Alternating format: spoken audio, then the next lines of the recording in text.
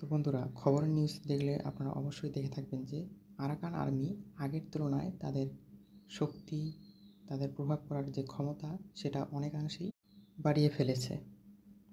তো চলুন আজকের এই ভিডিওতে জেনে নেওয়া যাক আরাকান আর্মির উৎপত্তি এবং তাদের মূল দাবিটা কী, তারা কী কারণে গঠিত হয়েছে।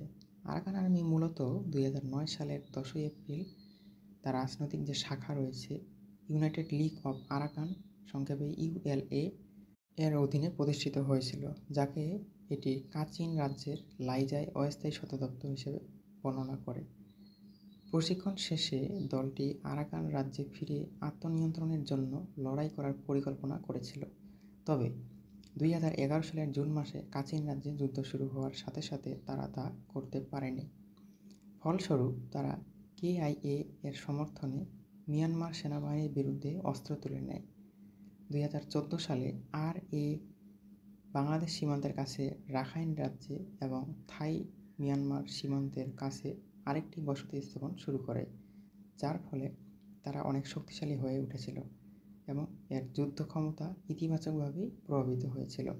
পরবর্তীতে বন্ধুরা 2015 সালের ফেব্রুয়ারিতে মিয়ানমারের যে সেনাবাহিনী তাদের সাথে একটি জাতিগত সশস্ত্র গোষ্ঠী Myanmar nationalities Democratic alliance army, সংক্ষেপে MNDAA, এবং এর মিত্র তাং আং ন্যাশনাল লিবারেশন আর্মি এর সাথে লড়াই করেছিল। এই সংঘর্ষে তাতমাডোর শত শত সৈন্য নিহত হওয়ার খবরও পাওয়া গিয়েছিল। তো বন্ধুরা, আপনাদের মনে প্রশ্ন উঠতে পারে যে আরাকান আর্মি কি শুধুই মিয়ানমারের সেনাবাহিনীর সাথে যুদ্ধ করছে, নাকি এর পেছনে তাদের কোনো অবশ্যই উদ্দেশ্য রয়েছে? হ্যাঁ বন্ধুরা, আরাকান আর্মির এই হামলার পেছনে তাদের মূলত 5টি দাবি রয়েছে। প্রথম দাবি হচ্ছে আরাকানের জনগণকে আত্মনিয়ন্ত্রণাধিকার প্রদান করা, যার মধ্যে রয়েছে বহিরাগত হস্তক্ষেপ ছাড়াই নিজেদের শাসন করার অধিকার। দ্বিতীয়ত, সম্ভাব্য রাষ্ট্রত্ব বা স্বাধীনতা। ভবিষ্যতের রাজনৈতিক দৃশ্যপটের উপর নির্ভর করে একটি ফেডারেল মায়ানমারের মধ্যে একটি পৃথক রাষ্ট্র অথবা একটি সম্পূর্ণ স্বাধীন জাতির ধারণার জন্য উন্মুক্ত ছিল। 3 নম্বর, সরকারি বাহিনী প্রত্যাহার, অর্থাৎ তারা রাখাইন রাজ্য থেকে মিয়ানমার সরকারের প্রশাসনিক কাঠামো এবং সামরিক উপস্থিতি সম্পূর্ণ অপসারণের দাবি জানায়, যাকে তারা স্বায়ত্তশাসনের দিকে একটি প্রয়োজনীয় পদক্ষেপ হিসেবে দেখে। 4 নম্বর বন্ধুরা, রাখাইন পরিচয় সুরক্ষা।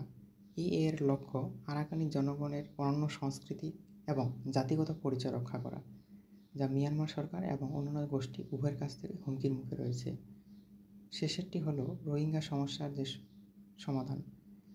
রাখাইন রাজ্যে রোহিঙ্গার সমস্যার সমাধান খুঁজে বের করার লক্ষ্যে আরাকান রোহিঙ্গা স্যালভেশন আর্মি এবং অন্যান্য গোষ্ঠীর সাথে আলোচনা লিপ্ত রয়েছে তো বন্ধুরা, যখন 2010-এর গোড়ার দিকে আরাকান সেনাবাহিনী কাচিন সংঘাতে তাতমাদাও অর্থাৎ মিয়ানমার সশস্ত্র বাহিনীর বিরুদ্ধে কাচিন ইন্ডিপেন্ডেন্স আর্মি KIA-এর সাথে লড়াই করেছিল, তখন 2016 সালে রাখাইন রাজ্যে সংঘাত শুরু হওয়ার পর আরাকান অঞ্চলে আরও জোরালোভাবে হামলা চালায়।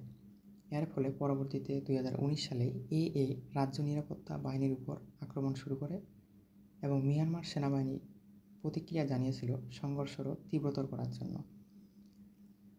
পরবর্তীতে 2020 সালের শেষের দিকে উত্তর রাখাইনে কেন্দ্রীয় সরকারের নিয়ন্ত্রণ ছিন্ন করার পর একটি যুদ্ধবিরতিতে পৌঁছেছিল।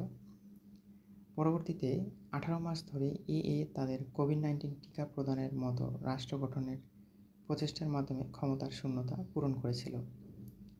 পরবর্তীতে মায়ানমারে গৃহযুদ্ধ শুরু হয় এবং যুদ্ধবিরতি ভেঙে যায় এবং 2022 সালের জুলাইয়ে তাতমাডোর একটি ঘাঁটিতে বিমান হামলার পর সশস্ত্র সংঘর্ষ আবার শুরু হয়েছিল। মানবিক কারণে উভয় পক্ষ 2022 সালের নভেম্বরে একটি অস্থায়ী যুদ্ধবিরতিতে সম্মত হয়েছিল। এই যুদ্ধবিরতি 2023 সালের নভেম্বর পর্যন্ত স্থায়ী হয়েছিল, যখন তারা অপারেশন 1027-এর সাথে সামঞ্জস্যপূর্ণভাবে একাধিক আক্রমণ শুরু করে, যার ফলে তারা দ্রুত অর্থাৎ 6 ফেব্রুয়ারি 2024 সালের মধ্যে সমস্ত ম্রাউক জেলা দখল করে নিয়েছিল। তারা শহরগুলি দখল করতে থাকে জুলাইয়ে থান্ডোয়ে এবং 2024 সালের ডিসেম্বরে মংডু শহর দখল করে নিয়েছিল। শেষে বন্ধুরা 2024 সালের জুন মাসে টোয়ান মোরাত নাইং দাবি করেন যে কমপক্ষে 45,000 সৈন্যে উন্নীত করা হয়েছে। এখানে বন্ধুরা আরেকটি অবাক করার মতো বিষয় হচ্ছে শুধু মিয়ানমারের সেনাবাহিনীর সাথে আক্রমণ বা হামলা করেনি, তারা বর্ডার গার্ড বাংলাদেশ বাহিনীর মধ্যেও সংঘর্ষ করে, যেখানে উভয় পক্ষই